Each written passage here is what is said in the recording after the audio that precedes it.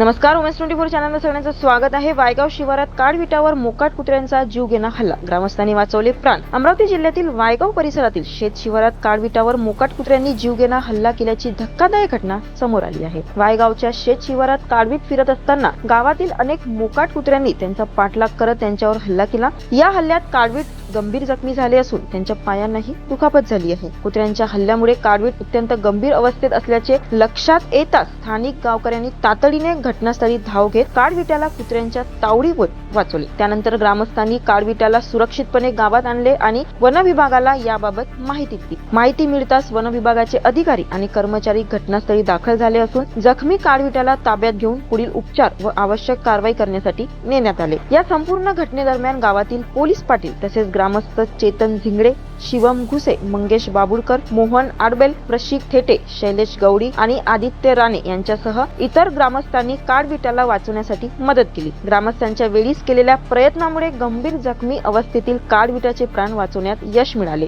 त्या कुत्र्यानं त्याला तोडलं। त्याच्यानंतर आम्ही असा विचार केला त्याचा जीव वाचवा म्हणून यांना आम्ही गावात आणला। आता फॉरेस्टवाल्याला फोन लावला, ते येत आहे। चेतन गजानन झिंगडे। प्रतिनिधी स्नेहल जौंजाळ सोबत बघत राहा उमेश 24 चॅनल। धन्यवाद।